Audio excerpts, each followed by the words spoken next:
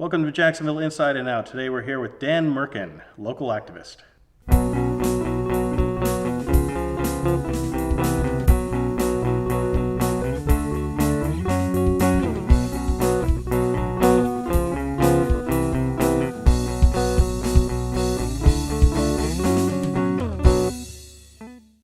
Welcome to Jacksonville Inside and Out. I'm your host, Christian Gore. This is Dan Merkan.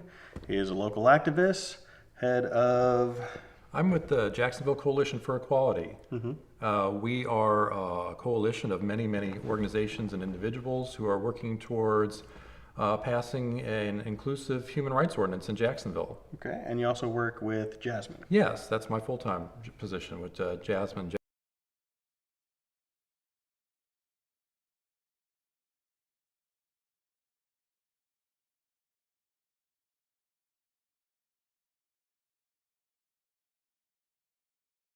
Jasmine has a campus. We are in just the south part of Brooklyn, just almost in Riverside, near the I-10 flyover. So we have two buildings there. In those two buildings, we have a drop-in center that we run every other week, or usually at least twice a month on Fridays. And then we also have other programming that goes on, things like support groups, educational groups. We also have things like services there as well. We offer case management services. We have a food pantry. We have a clinic that we offer once a week on Thursdays. So a lot of different programs and services that are specifically geared towards gay, lesbian, bisexual, and transgender youth. But we're also open to all youth, ages 13 to 23.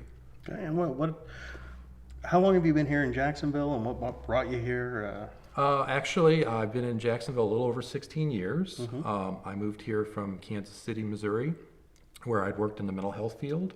And I actually came to Jacksonville to work for Jasmine. So I've been there employed with them for over 16 years. Nice. And when I first got there were only 3 of us on staff. And now we're approaching I think we're going to be up to 16, 17 people very shortly. So that's really grown over the last 16 years. And that growth, has that been a function of more people being open to the idea of being gay, or more accepting of gay people? Or I think it's a little of both. I think that there's more awareness that LGBT youth are often treated differently than their heterosexual peers, and because of that, they often experience life differently and have a different lived experience. So it's much more common for LGBT youth to report being, say, harassed at school. It's much more likely that they're going to drop out of school. It's much more likely that they're going to, have feelings that might lead towards self-harm. All these things are related to some of the homophobia and stigma that exists. I saw a recent study that showed that gay teenagers have the highest pregnancy rates. Yes, that's one that we are also familiar with, and a lot of that is, a lot of LGBT teens feel pressure to conform to play heterosexual role, even though they're not. A peer pressure thing. Yeah, you gotta prove your manliness, and that's a piece of it, and so that's one of the reasons why we do a lot of work around comprehensive sex education with our youth. So that they're really aware of all the things, including, how to prevent pregnancy. Because in the schools, they may or may not necessarily be tuning into that. Right. Because the message isn't necessarily crafted to be inclusive. Well, I think part of that too is for a straight guy, when you're a teenager, you have the condom, and that's like a big deal. I'm guessing if you're gay and a teenager, you're not really thinking that far ahead, and you're not, it's more of an act to get it out of the way, make people think that you're just one of the guys, sort of thing. Yeah, and they may not necessarily be tuning into those messages because when the opportunity to have sex with somebody of the opposite sex happens, they may not have been anticipating that necessarily. So some of those messages, it's like, I don't really need to think about this because I'm gay, and then when it actually happens, it's like they weren't thinking about it. Yeah, it's one of the problems with sex education, especially in the South. It's really, in red states in particular, is really handled very badly. It's one of the things that I think, when you look at public polling and support, there is really strong support for comprehensive sex ed, but the South does kind of trail in that area. It's not one of the areas that's really shown a lot of leadership, but I think things are moving in that direction, which is good, because that's what the data shows. I think the legislation and the politicians are kind of behind the general public in those things. Yes. I mean, that's typically how it works on a lot of things. Yeah. That's how it worked with the HRO. Correct. I mean, if you look at polling around the HRO, we had polls out of UNF that showed, like 72% of Democrats support it, 51% of Republicans, a majority of independents. Both African Americans and Caucasians supported it, and people of neither of those races as well.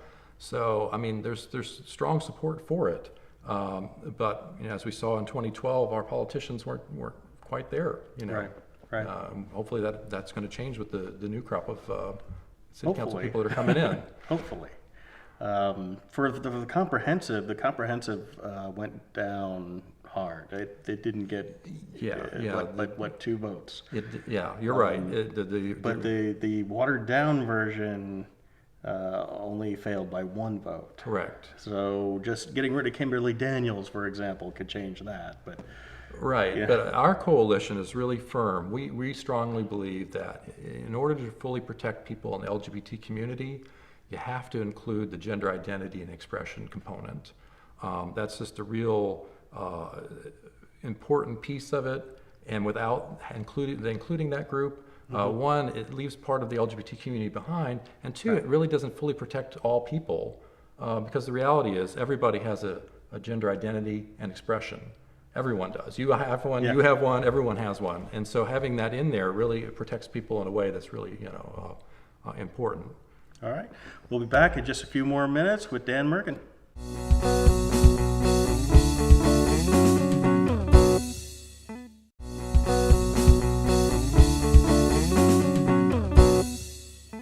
Welcome back to Jacksonville Inside and Out. I'm here with Dan Merkan, and we were discussing the HRO, comprehensive versus watered down. We were talking about gender identity. A friend of mine, T. Rostrom, was one of our first, was our first guest on this show, and still have trouble with the pronouns as he's transgendered. So we got to go a little bit in depth into that. I think that's something that people just don't understand so much. That it's hard for someone like me to relate to the concept of not feeling comfortable in my own body, that sort of thing, or not even feeling like I'm the right gender, that sort of thing. How do we get that across to people who are maybe just starting to get used to the idea that we shouldn't exclude gay people from human rights? Yeah, and that's one of the areas that our coalition is really trying to do a lot of work around, because we know that the general population, while things are moving in a direction where people are more understanding certainly of sexual orientation and gay and lesbian, and there's much more acceptance there. There's maybe just a little less acceptance around gender identity expression, and that's why we're doing a lot of work to educate. So what we try and do is just kind of go through the real basics with people so that they understand the difference between sexual orientation, gender identity, gender expression, because they're different concepts. Right. And so we start with those real basic things. And then we also just try and help people kind of, empathize with people so that they can better understand, that the struggle that a person might have, if they have an understanding of themselves to be of a gender that was not the same a gender that was assigned to them at birth, how difficult that can be, and to, have compassion and to have empathy. So that, people can live their lives as their full authentic selves, however that is. And so, sometimes it's really easy just to do some real basic things to help somebody who's transgender, feel accepted and valued for who they are, using their preferred pronouns, So if somebody says that they want to be referred to as she and her, then you use she and her. If they want to use they and them, that's something that's coming up more. People are using that as a, because they don't necessarily identify as male or female. So they might want to use they or them. Because part of it is, we have this reality right now where everything has kind of been formed in a binary. It's masculine, it's feminine, it's male, it's female. But the reality is, it's never really been that rigid. It's even built into some languages. It's built into a lot of languages, yeah. But they also have, like in some languages, they actually have a third, neuter class. Right. So, I mean, the concept's kind of been there that not everything neatly fits into male or female.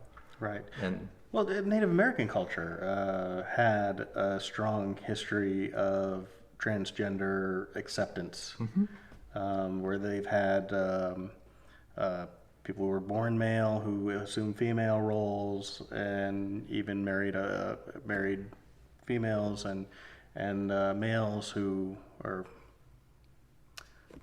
whichever way I did that. I don't remember which way I started that. I remember there was a female who took on a male role and ended up being like a war chief for one of the tribes. It wasn't they were actually given kind of a higher station in the tribe to a degree. Right. Until Christian missionaries came along and ruined it. But and that's kind of my point, is that a lot of what we construct around gender is it's a construction. Right. And over time, different cultures have had different, values placed on gender. Right. And it hasn't been nearly consistent, and over time it changes.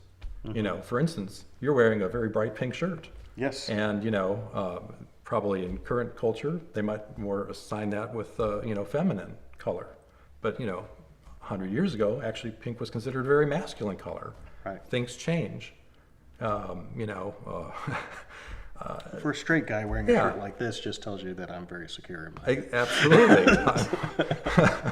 So I'm just putting out there that what we associate around gender changes over time. It's not this rigid thing like it's sometimes been portrayed to be. And there's always been people who have never felt really comfortable in that rigidity because it doesn't fit them. So I think that's piece of the work that we're trying to do, is just kind of remind people that you probably know somebody that doesn't fit into a neat gender box, and the person may be you. Yeah, I have known a lot of people who don't fit into any kind of particular box. I don't want to call anybody out, but some people I know, at least one person I know, I still have trouble figuring out. It's not my business though. It's their life. They will let me know if there's anything that I need to know. And I think there just needs to be more. I think on one level we need more information, more people out there, more acceptance. And on the other, we need more people to just kind of it's your life. You live it the way you want. I think we need to strike that balance in there somewhere. I agree. I mean, life is short, and I think anything that we can do to help people kind of realize their true, authentic selves, to do things that make them feel at ease in the world, to make them feel happier, to make them feel nurtured. That's kind of really an important thing for us as a community, as a people, to try and do those things. Because the alternative is not good. It's not helpful or healthy. I mean, and I'll tie it back to what we see, not just around, transgender, but, gay and lesbian youth, like I was talking earlier in the show, because people treat them differently, it has consequences. Right. And those consequences don't only affect the people who are LGBT, it affects everybody. Because you don't end up, everybody who has someone who's LGBT in their family that's, hurting, they have to deal with that hurt as an individual, and then also as a person that cares about them. And so it's just not really good for anybody. Right. And well, you've been part of Jasmine now for 16 years, you said, more than 16 years. How much has it changed along ethnic lines? Because I know that there's a big wall in the African American community which kind of helps drive the HIV numbers in that community. But this very anti-gay sort of vibe that comes from that community is centered predominantly in the church. I mean, has that changed a lot in the last 16 years? Is that starting to fall? Is that little wall of separation starting to crumble? Well, there's certainly movement. But I will say that, there are certain intersections that happen. And some of it is around race, and some of it's around class, and some of it's around privilege. And so, if you're on the wrong side of those things, it's difficult as it is. Right. And so, we do see a lot of African American youth in our center, and a lot of them do struggle, and they aren't maybe as accepted as they would like to be. But I can't say, that it only happens there. I mean, there's still plenty of other kids that have that experience. Right. I'm sure there are a lot of ethnic groups that go through that too. I mean, Right. It just seems to be more pronounced in the African American community. There seems to be like a certain level. But we'll get back to that. We'll be back with more of Jacksonville Inside Now in just a few more minutes.